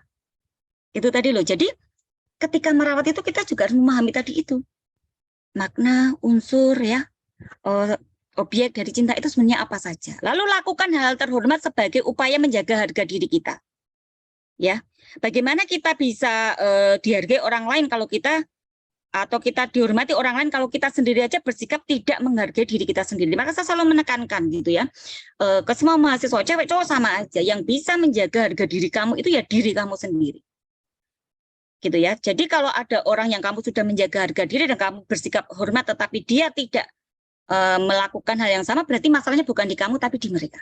Tapi bukan berarti kita tidak introspeksi diri, kita tetap introspeksi diri. Gitu ya. Lalu afirmasi, ya afirmasi. Kadang seringkali itu pengalaman-pengalaman negatif kita itu justru membuat kita itu lalu ya aku kan sudah begini, aku nggak bisa. Jadi kayak fixed mindset gitu ya. Jadi itu pikirannya nggak bisa mau bertumbuh gitu ya lah. Pakai ya kalau udah begini ya begini kan begitu. Cobalah afirmasi ya. Apapun kata orang, apapun masa laluku, aku tetaplah pribadi yang berharga. Tetapi statement ini bukan berarti untuk rasionalisasi, bukan. Tetapi di balik statement itu, Anda semuanya berusaha untuk perbaikan diri terus dan terus. Yang namanya belajar itu seumur hidup. Kalau udah bosan belajar, ya di bangku kehidupan, ya sudah minta sama Tuhan dijemput aja, kan gitu ya kan. Nah itu loh, jadi yang namanya belajar itu bukan hanya di bangku perkuliahan, yang terpenting itu adalah di bangku kehidupan. Jadi terus gitu ya, kita afirmasi, apa sih di balik penciptaan itu apa ya? Kenapa aku harus mengalami peristiwa nggak enak ini ya? Oh ternyata apa namanya? Aku menjadi lebih baik. Saya punya pengalaman begini teman-teman. Saya pernah berpacaran selama 10 tahun. Ya sudah mau menikah tapi saya mengundurkan diri. Mengundurkan diri kayak kerjaannya. Kenapa? Karena saya memilih untuk hidup sehat. Saya memilih untuk bahagia. Saya tahu bahwa ini tidak sehat gitu ya. Jadi saya memutuskan untuk tidak lanjut gitu ya. Kalau ada orang, Mbak nggak eman-eman po 10 tahun. Kan baru 10 tahun. Hidupku masih panjang, masa depanku masih luas. Itu ya. Jadi yang terjadi apa? Lalu ketika saya memutuskan itu ternyata betul. Yang terjadi adalah secara fisik, secara psikologis, secara sosial, secara karir dan semuanya saya jauh lebih baik. Itu ya. Jadi afirmasi itu sangat penting. Maka diimbangi dengan asertif. Asertif itu adalah kita proaktif untuk menyampaikan apa yang menjadi perasaan dan pikiran kita, tetapi dengan santun. Jangan lugas. Kalau lugas nanti jatuhnya itu menyerang, gitu ya, seolah-olah menyerang, gitu ya. Nah, lalu terhubung dengan sang pemberi energi jiwa dan komunitas yang memberi energi positif. Kalau saya ditanya, Bu, berarti boleh dong kalau kita itu berteman itu milih? Oh ya harus milih, gitu loh. Harus milih gitu loh, komunitas mana yang akan menjadi dominasi kamu dan mana yang hanya kamu sebatas teman saja, tidak menjadi komunitas khusus kamu. Maka yang terpenting itu adalah kamu memilih komunitas-komunitas yang akan menjadi dominasi kamu beraktivitas keseharian gitu ya. Itu ya yang sehat. Ya, pacar harus milih, ya milih dong, orang kita mau tidur aja milih pakai baju tidur yang mana kok. Ya enggak. Mau Zoom aja tadi kan juga gitu, mau pakai baju yang mana ya, apalagi kan ini dalam berteman, apalagi untuk pasangan seumur hidup gitu ya. Tetapi bahwa kita akan bergaul dengan siapa saja itu iya. Tetapi untuk menjadi bagian dari hidup kita yang memberikan energi atau mensupport hidup kita itu ya pilih komunitas yang memang sehat dan produktif. Itu.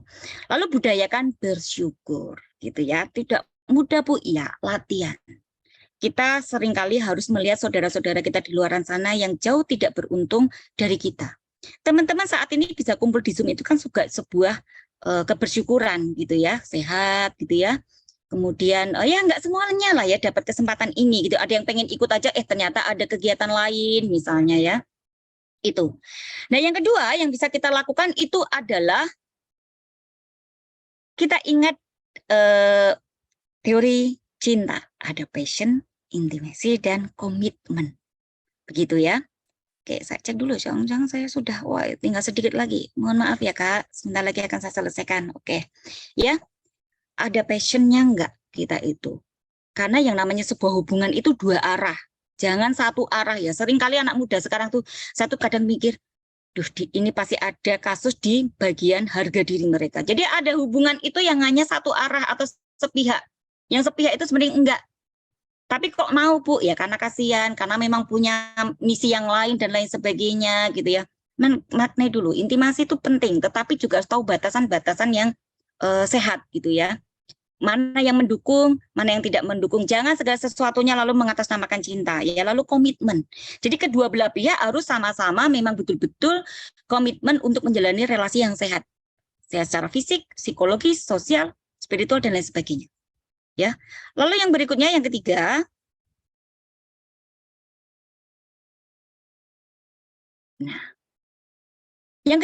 ini adalah perspektif dari keluarga. Perbaiki dan tingkatkan komunikasi dengan keluarga. Terbuka dan asertif dengan keluarga. Ya, kalau terjadi sesuatu yang tidak mengenakan harus segera, gitu ya. Dan bagaimana rencana-rencana hidup teman-teman itu juga harus terbuka dengan keluarga sehingga tidak terjadi kesalahpahaman dengan orang tua ya. Lalu ada jalankan fungsi keluarga dengan baik. Kesadaran akan peran diri dalam keluarga bahwa yang berperan dalam keluarga itu bukan hanya orang tua ke anak, tapi juga anak itu punya peran dalam keluarganya. Ya, dibicarakan dengan keluarga, peranku sebagai anak itu apa? Aku membantu sebatas apa? Ya, itu harus jelas, harus kita punya kesadaran itu. Ya, maka kita perlu meningkatkan kesadaran diri sehingga kita akhirnya menyadari bahwa keluarga itu sebuah sistem. Kalau satu bermasalah itu pasti semuanya jadi kena. Jadi masalah semua. Tapi kalau satu memperbaiki diri, maka semuanya juga harus perbaikan diri. Nah, ini sudah hukumnya itu seperti itu gitu ya. Kalau ada satu bermasalah, satu diperbaiki kok yang lain enggak ya tetap wae gitu ya. Nanti terulang terus gitu ya, sehingga dengan kita memiliki self awareness yang baik, maka dengan sosial pun kita juga punya kepekaan yang baik. Nah, tapi lalu bagaimana Bu kalau kita sudah terlanjur mengatasnamakan cinta dalam sebuah hubungan yang tidak sehat, berani ambil keputusan, masa depan itu milik kamu sendiri, yang tanggung jawab diri kita sendiri. Ingat makna dan arti cinta tadi yang sudah kita bahas, terbuka dengan keluarga, datang pada ahli yang profesional ketika teman-teman memang sudah merasa kelelahan secara psikologis atau memang butuh informasi-informasi lebih lanjut, apalagi kalau sudah memiliki gejala-gejala yang tidak baik gitu ya. Lalu perluas jejaring ya, dan pilih komunitas yang sehat. Sehingga muara tujuan kita mengupayakan itu adalah kita memiliki subjektif well-being yang baik. Kita memiliki kepuasan hidup dan kebahagiaan hidup sehingga secara psikologis pun total kita juga akan merasa happy, kita berdamai dengan diri kita sendiri. Nah, itu teman-teman yang bisa saya sampaikan. Yuk kita diskusi ya, kita sharing-sharing. Saya akan senang hati ya kalau teman-teman ada yang mau sharing tentang pengalamannya. Nanti kita semua akan menanggapi. Waktu dan layar saya kembalikan ke Mbak Sina dan Suster Maria. Silahkan. Ya, terima kasih Bu Indah untuk sharingnya. Kalau tentang sharing mental health itu sangat menyenangkan banget ya, Suster. Kayak banyak banget tadi Bu Indah kasih pengalaman-pengalaman yang menyenangkan dan bagaimana beliau berproses untuk menjaga kesehatan mentalnya. Dan tadi kita juga dikasih tahu gimana pentingnya kesehatan mental dan macam-macam konflik yang mengganggu kesehatan mental. Dan ketiga aspek yaitu kesehatan mental, love, dan relationship, bagaimana mereka itu saling berhubungan. Ya, Suster? Iya, benar banget nih. Dan aku tadi tuh merasa tersentuh banget dengan satu kata dari Bu Indah yang mengatakan bahwa merasakan dan menikmati emosi itu sesuai porsi. Itu tuh yang penting untuk kita sama-sama memperhatikan ya. Kadang-kadang segala sesuatu berlebihan itu memang tidak baik ya. Jadi kita lihat ya, memang semuanya harus sesuai porsi supaya semuanya seimbang dan kita juga bisa hidup sehat ya. Benar banget. Oke, baik nih teman-teman. Karena di kolom chat ini sudah banyak pertanyaan, Ibu Indah, nanti saya akan menyampaikan pertanyaan-pertanyaan dari para peserta ya, para peserta webinar kita hari ini yang udah nggak sabar nih mau sharing-sharing bareng dengan Ibu Indah. Nih, yang pertama ada pertanyaan dari Saudara Melisa. Di sini dikatakan, bagaimana nih mengatasi keadaan mental health yang buruk di tengah keluarga yang disfungsional? Keluarga broken home atau peran dan dukungan keluarga sangat kurang atau tidak berfungsi sebagaimana mestinya. Nih, Bu Indah, gimana nih mengatasi masalah yang seperti ini nih? Baik, jadi bagaimana mengatasi keadaan mental health yang buruk di tengah keluarga yang disfungsional, yaitu keluarga broken, peran dan dukungan keluarga sangat kurang, tidak berfungsi sebagaimana mestinya. Ya, oke. Baik, pertama kali yang saya ingin tanyakan adalah, mental tidak sehat itu apakah betul bersumber dari keluarga saja atau juga dari diri sendiri juga? Seperti tadi yang sudah disampaikan bahwa faktor itu bisa multifaktor, meskipun ada satu yang menjadi dominannya. Nah, ketika kita itu multi dan ternyata itu ada dengan diri, maka yang diselesaikan terlebih dahulu itu adalah diri dulu. Jadi diri dulu. Jadi ketika kita itu dengan diri itu sudah mulai dalam tanda petik bukan terobati kayak sakit ya jadinya, teratasi, itu kita akan menyelesaikan ke yang di pihak luar itu akan lebih mudah. Tapi kalau dengan diri aja itu masih bergulat, masih tidak suka dengan diri sendiri, ada loh pribadi yang memang tidak menyukai diri sendiri, itu ada. Ya lalu nanti larinya itu ke cutting gitu ya, lalu ke mengancam mau menyakiti diri sendiri dan lain sebagainya. Ya saya gampang aja, saya selalu mengatakan lah, kamu itu sebenarnya kan butuh perhatian toh. Tetapi apa? Denial gitu loh, penolakan emosi tadi itu loh, ya menolak emosi, enggak saya begini. Nah itu loh. Jadi yang perlu dilakukan adalah terbuka dengan diri sendiri, self talk dulu. Kamu menganggap kondisi keluarga kamu seperti itu menjadikan mental kita nggak sehat itu karena apa? Betul bahwa keluarga yang dalam tanda petik broken bisa mengakibatkan kondisi mental anak tidak sehat, itu betul bisa. Tetapi juga bukan berarti kondisi broken keluarga itu tidak bisa menciptakan anak yang mentalnya sehat dan bahkan tangguh. Bisa juga gitu. Bagaimana tinggal kita memilih. Kita mau menjadi korban dari broken mereka atau kita akan memperjuangkan hak hidup kita. Setiap manusia itu memiliki hak hidup dan hak untuk berbahagia. Karena kalau sudah berbicara tentang individu, ya kita itu adalah ya kita. Ya, kita adalah kita, artinya bahwa bahkan orang terdekat sekalipun atau orang tua sekalipun itu tidak boleh menghentikan masa depan kita. Tidak boleh menghentikan kebahagiaan kita, itu tidak boleh. Nah, seringkali kita itu ngatur orang lain gitu loh. Ya, atau kita dengan sendirinya tanpa menyadari kita itu mau diatur orang lain berkaitan dengan masa depan kita dan kebahagiaan kita. Ini konteksnya positif ya, teman-teman ya, tentu ya. Itu loh. Jadi, ketika keluarga itu broken, misalnya orang tua itu broken sering berantem gitu ya, misalnya. Kamu tahu kan berantem itu baik apa enggak? Enggak. Kamu suka berantem enggak? Enggak. Berarti kamu akan mengikuti apa enggak? Mengcoping apa enggak? Kalau jawabannya enggak, lalu masalahmu di mana? Ya, tetapi kalau kamu merasa nyaman enggak dengan berkelahi? Enggak. Kamu suka berkelahi enggak? Enggak. Tapi kamu melakukan kelahi itu enggak? Iya. Lah, di sini nih. Ya toh? Ketimbangannya ada di sini. Jadi kita itu perlu gitu loh. Jadi perlu dalam tanda petik merawat diri kita sendiri dengan self talk tadi, itu penting. Penting gitu ya. Apapun kondisi orang tua kita, mereka tetaplah orang tua kita yang harus kita hormati.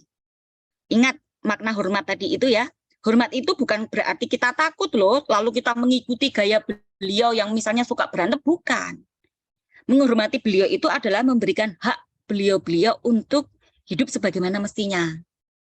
Nah, karena kita yang lebih dibekali dalam tanda petik pengetahuan, ilmu, ya, kesehatan mental maupun fisik yang lebih baik, maka kita bisa ambil peran dalam memperbaiki kondisi keluarga kita, khususnya orang tua kita.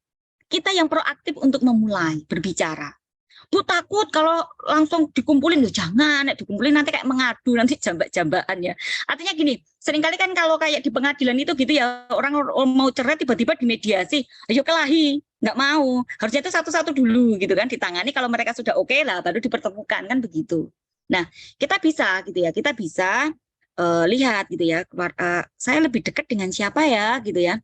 Oh, dengan Bapak itu lebih enak diajak ngomong, ya sudah, lewat Bapak dulu. Dengan Bapak dulu, satu terselesaikan. Nah, itu baru ke Ibu gitu ya. Atau kita menggunakan saudara kita juga gitu loh. Jadi kita memberfungsikan keluarga itu mulai dari diri kita sendiri.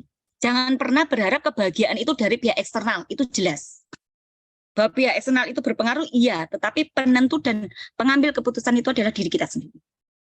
Itu jadi keberfungsian, peran dan lain sebagainya, kita juga punya hak dan tanggung jawab untuk itu. Begitu ya, apalagi orang tua kan beda generasi, beda latar belakang pendidikan, itu kan juga harus kita maklumi juga ya. Atau traumatik yang dialami beliau-beliau di masa kecilnya.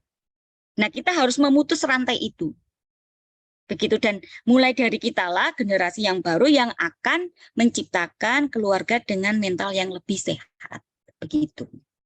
Mungkin itu yang bisa saya sampaikan, Mbak Sina dan Suster Marian. Ini tadi dari siapa ya pertanyaannya? Dari Melisa, Bu. Oke, dari Mbak Melisa. Semoga bisa membantu ya. Ya, oke, baik. Terima kasih, Bu Indah. Ya, tadi Bu Indah kan bahwa yang pertama tuh harus mulai dari dalam diri ya, menyelesaikan dulu dari dalam diri, lalu baru keluar. Karena tadi seperti yang dikatakan Bu Indah, ini faktor-faktornya bisa macam-macam, nggak hanya dari luar, tapi juga bisa dari dalam diri. Lalu kembali lagi bahwa penentunya tuh ya diri kita sendiri ya. Kita yang menentukan diri sendiri karena hubungan dengan orang lain itu pertama-tama ya berasal juga dari diri kita sendiri, bagaimana kita tegas atau tidak dengan diri kita sendiri, baru keluar dengan orang lain. Terima kasih banyak Bu Indah untuk pemaparannya, untuk penjelasannya. Semoga ini membantu Mbak Melisa ya. Nah, kita masuk ke pertanyaan berikutnya, itu dari Cindy. Dia bertanya seperti ini, Bu. Kita sering berprinsip, orang lain bisa, kenapa saya tidak? Apakah ini membahayakan kesehatan mental? Dipersilakan, Bu Indah. Ya, sorry masih mute deh. Iya dong, jadi kan dirinya menghakimi dirinya sendiri dong. Iya enggak? Emang udah dicoba? Iya. Belum nah? Kau sudah menghakimi, jahat loh itu dengan diri sendiri, bener deh.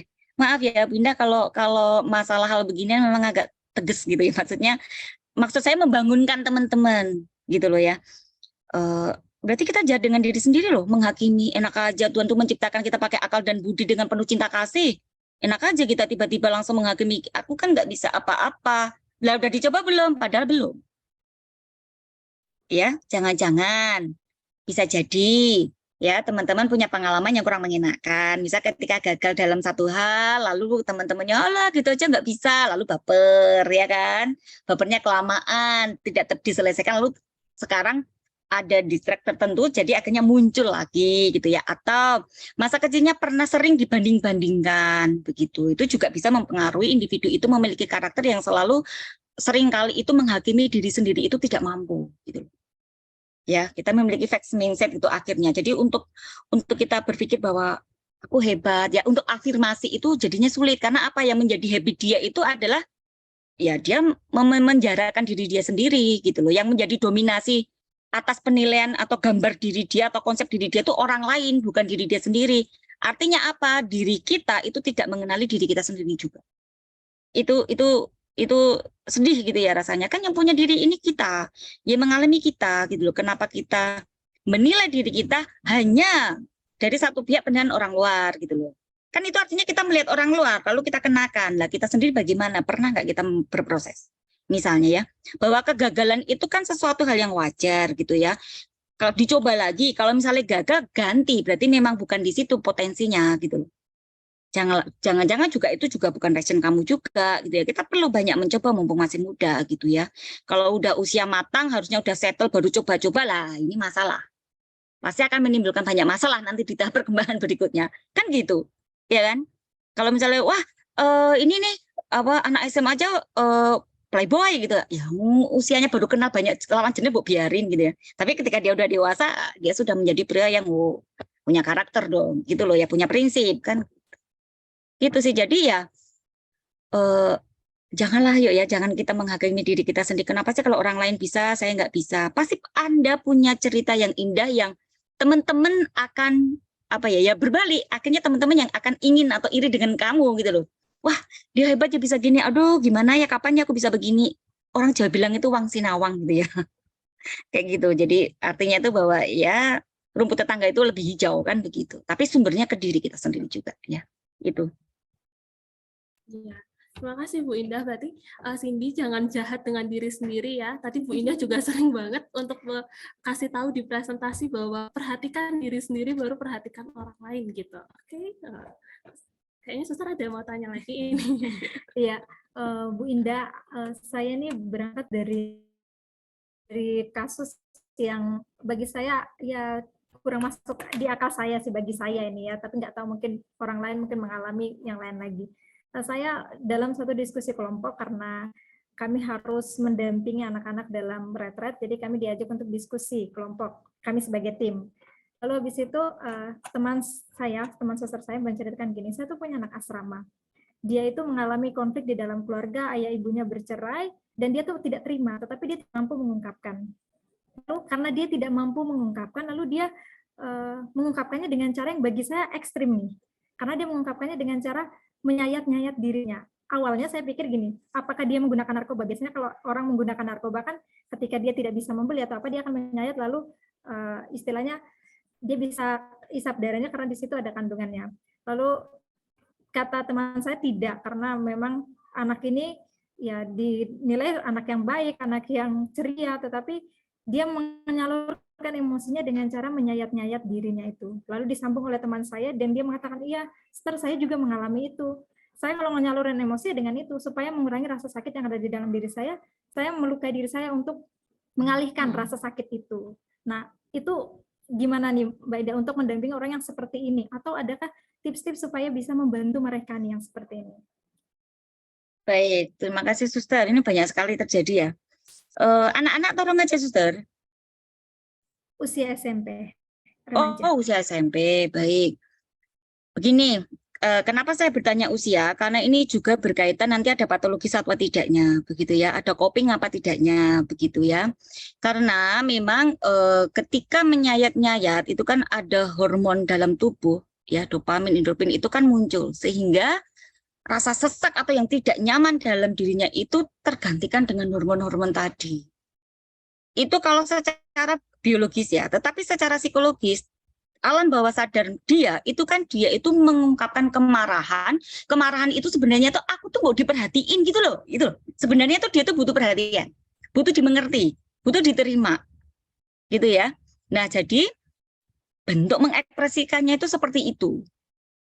Nah ini kalau normatif gitu ya, saking sudah sampai keselnya gitu kan, memang ada orang yang sangat-sangat introvert dan punya lingkungan yang memang juga introvert kan juga bisa gitu. Itu satu. Kedua, dia punya pengalaman melihat enggak peristiwa seperti itu. Melihat itu bisa orang di sekitar dia, bisa dari media sosial ya, karena ini tadi mengingat dia kan masih SMP begitu ya. Itu. Jadi kalau memang ada yang dia lihat, ada yang lingkungan di sekitar melakukan hal sama, ini juga harus menjadi perhatian juga untuk pembina asramanya gitu, bahwa kasus ini bukan hanya untuk satu orang tapi komunitas yang harus diperbaiki kan begitu.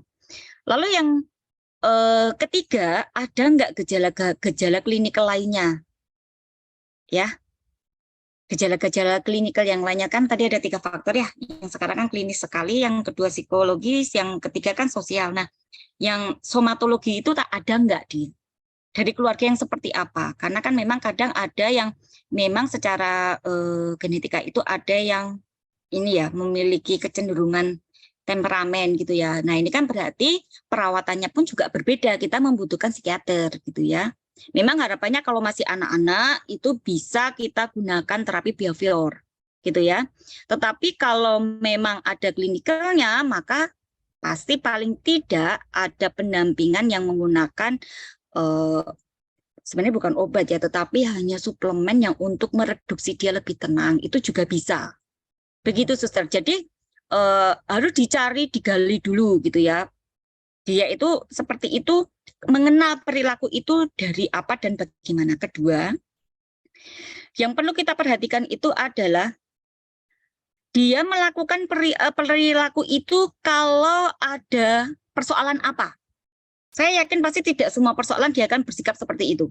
Pasti hanya dalam kondisi-kondisi persoalan tertentu. Ya kan ada kan, misal nih, kalau sudah membahas keluarga gitu ada orang yang pura-pura nggak dengar, mengalihkan perhatian, ngapain kan ada tuh. Tapi kalau berbicara tentang pacar, tentang kuliah, tentang politik, tentang apa, dia asik aja. Tetapi kalau sudah menyinggung keluarga, pasti dia akan mengalihkan perhatian. Nah, artinya apa? Berarti orang ini ada persoalan dengan keluarga. Nah, maka saya tanya, coba nanti diperhatikan gitu ya, anak ini melakukan menyayat-nyayat tubuh itu kalau ketika dia marah atau sedang ada masalah tentang apa. Kalau sampai semuanya seperti itu, wah ini harus segera dilakukan asesmen. Tetapi kalau hanya, kalau pas masalahnya A dan B, nah itu masih bisa kita dampingi terus. Ya, kita gali lagi. Itu akar masalahnya. Kita sebenarnya hanya ingin mencari akar masalah. Karena ketika kita membantu, itu bukan menyelesaikan masalah yang di permukaan, gitu loh. Tidak, nggak boleh, itu nanti menyakiti, nanti kamu terluka, itu menyakitkan, bukan itu. Nah, kalau cuma begitu, besok diulang lagi. Tetapi ya kalau kita ingin membantu, ya itu kita cari akar masalahnya itu apa, itu kita cabut. Akar masalahnya yang kita obati dulu. Sehingga otomatis perilaku nantinya tidak akan muncul. Karena itu sudah menjadi, dinamika psikologisnya si anak ini. Begitu, Suster. Ya, jadi memang kita butuh kerjasama tim. Kalau ini kan berbicara tentang asrama ya soalnya ya. Asrama, karena memang terus terang aja Sus ya, ketika saya itu menjadi koordinator PPL dan KKN di prodi saya dulu, itu kan KKN itu kan di panti asuhan gitu ya. Di panti asuhan, di asrama dan lain sebagainya. Itu memang ada beberapa itu yang sebenarnya komunitasnya sehat, tetapi menjadi seolah-olah tidak sehat itu karena ada 1 atau 2 dari pembina itu yang memang bermasalah gitu loh. Sehingga anak ini terluka gitu loh, terluka hatinya sehingga dia coping. Atau dia mengekspresikan emosinya dengan begitu. Jadi kalau ini di asrama memang agak lebih riskan ya, maksudnya ya kita harus maulah mengobservasi semua. Tapi untuk urgenisitas ya si anak tadi itu seperti dua hal besar yang saya sampaikan tadi, Suster. Itu bisa dicoba dulu. Oke. Begitu. Terima kasih banyak Ibu ya. Terima kasih untuk tips-tipsnya, ini sangat membantu untuk pembina-pembina asrama juga saya. Secara khusus saya juga di Biara saya tuh punya panti asuhan yang juga dengan problematika banyak masalah yang ya kurang lebih seperti itu. Dan terima kasih untuk pemaparannya. Iya, Bu. Sekarang kita lanjut ke pertanyaan dari Feren Leoya ya, Bu. Beliau bertanya, bagaimana cara kita memberi saran kepada orang dekat yang sering banget begadang, bahkan sampai tidak tidur, sehingga tidak terkesan menguasai? Seperti itu, Bu, pertanyaannya. Oke, pacarnya Gimsi ya. Oke, jadi maunya itu membantu sohib aja ya, nanti tidak malu, sohibnya untuk biar menghentikan atau mengurangi kebiasaan tidak baik bergadang, begitu ya. Oke, kita cek dulu, jangan sampai kita menghakimi dia bergadangnya karena apa, gitu ya. Jangan-jangan dia nyambi kerja, ya toh. Tapi kalau hanya bergadangnya karena nonton, karena kan kalau cewek-cewek itu sukanya kan nonton drakor itu sampai tuntas, gitu ya. Ya toh, sampai tuntas, nanti ganti judul yang lain, itu jam 6 pagi baru tidur. Atau SKS, sistem kebus malam, kerja tugasnya, itu juga bisa, dan lain sebagainya. Cowok juga begitu ya, nonton bola, dan lain sebagainya, begitu. Nah, kalau misalnya kita lihat itu sudah menjadi habit yang tidak sehat, yang harusnya aja kamu itu bisa tidur awal, tetapi memilih untuk tidak ngapa-ngapain dan menghabiskan tengah malam tanpa produktif, nah cara kita menyampaikan gimana? Ya kita asertif aja. Tapi ungkapkan dengan ramah. Caranya bagaimana?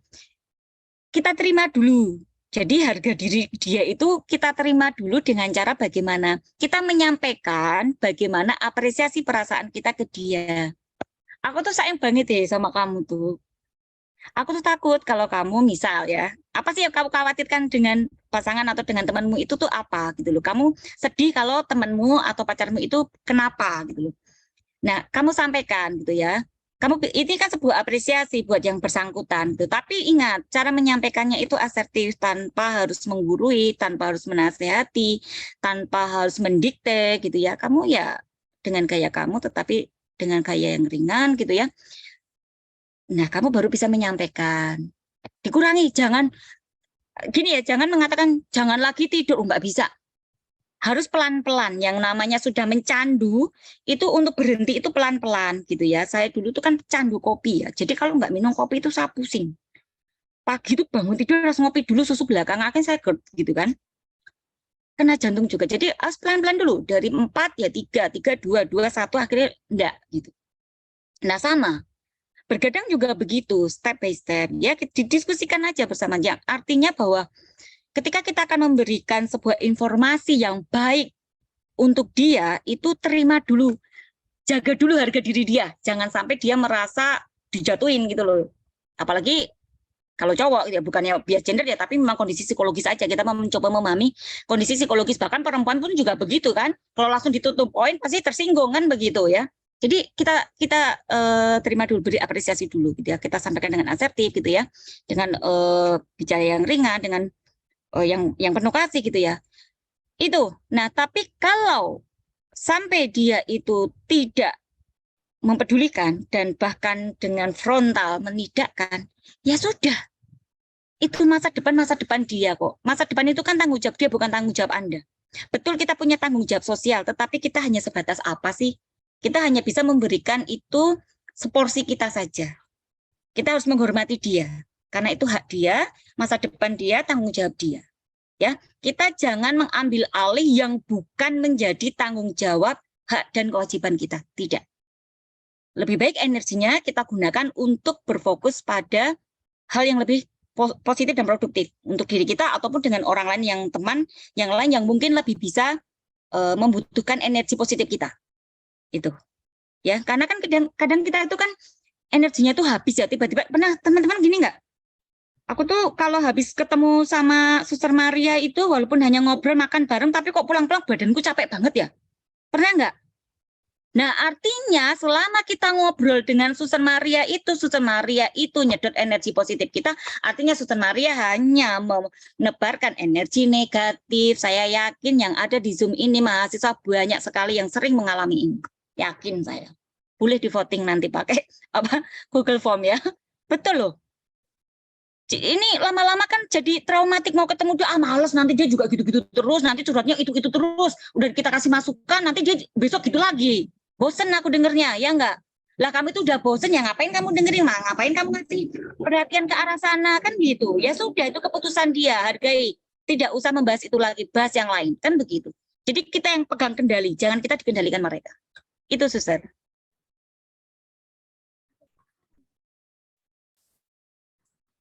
Baik, terima kasih Bu Indah untuk pemaparannya. Ya, baik ya. Terima kasih Bu Indah. Ini jadi kita tuh harus punya tadi ya, seperti yang di awal, kita kembali lagi ke awal ya. Apa ya, kekuatan diri ya. Kita harus punya prinsip untuk menentukan mana yang memang harus dan yang tidak.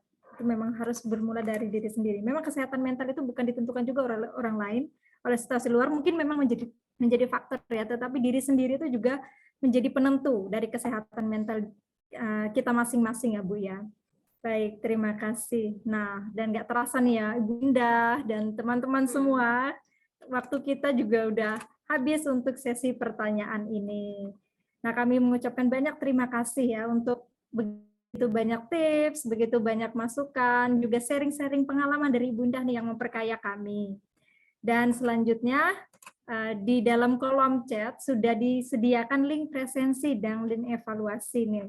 Mohon teman-teman silakan mengecek chatnya dan bisa mengisi link presensi juga evaluasinya. Nah, nanti untuk sertifikat sendiri akan dibagikan melalui email masing-masing.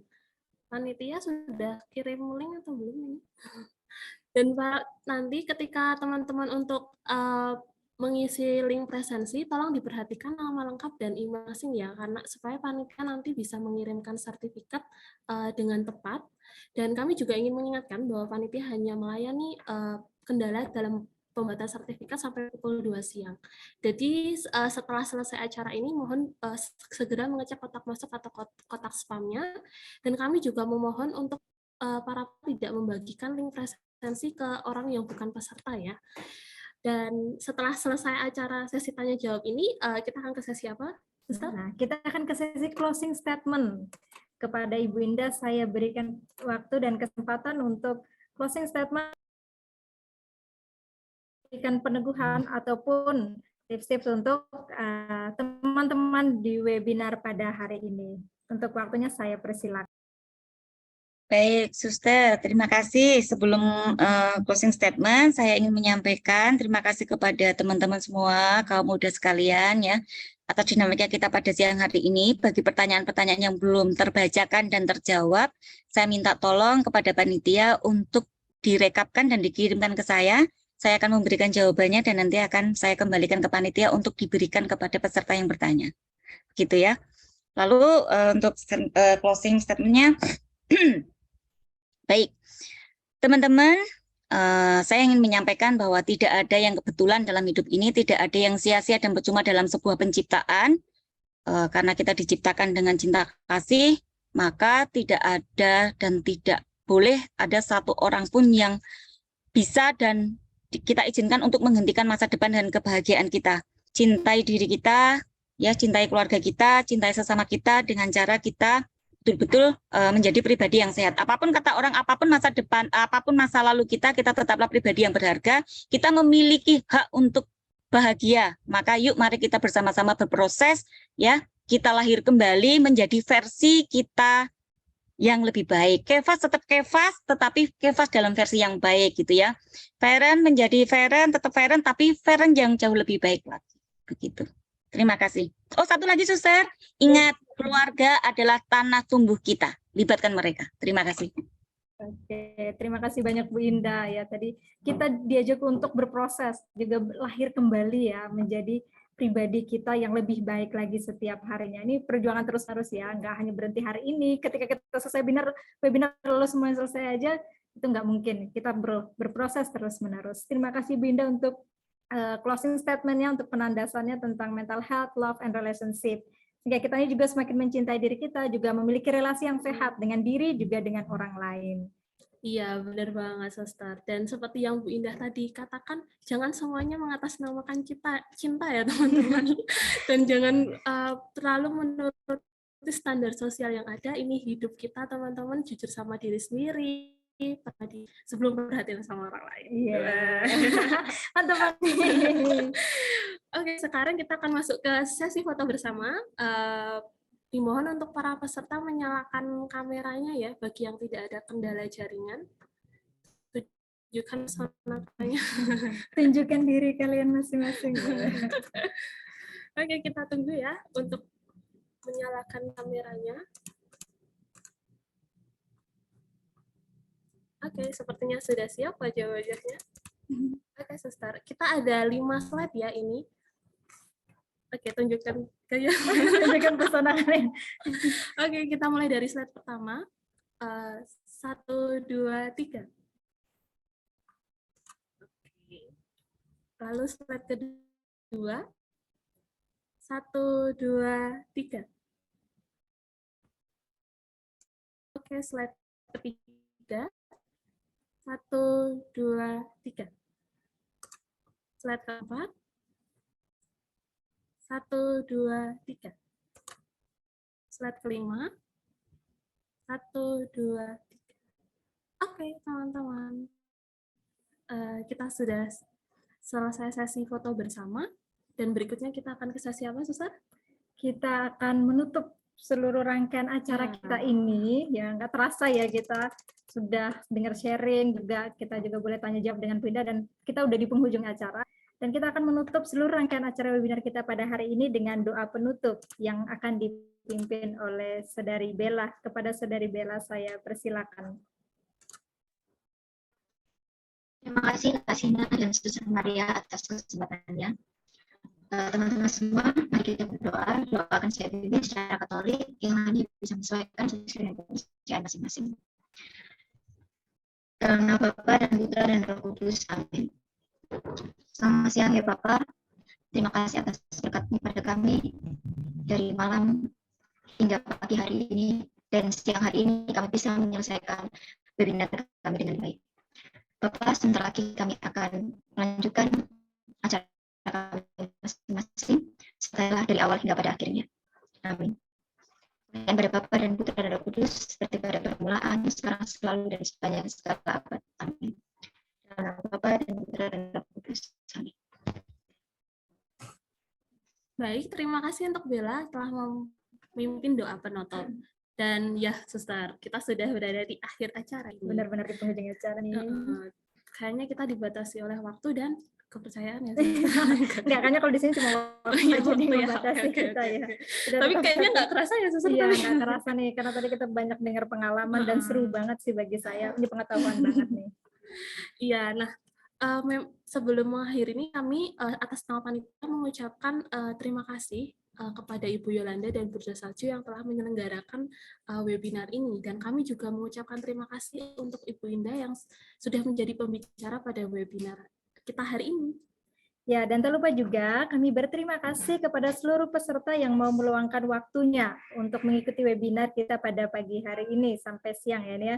Mewakili panitia yang bertugas, saya Suster Maria dan saya Sina mengucapkan selamat siang dan sampai jumpa juga di webinar kami selanjutnya. Happy weekend. Jangan lupa bahagia ya. Jangan lupa mencintai diri sendiri guys sebelum mencintai orang lain. Oke, terima kasih semuanya.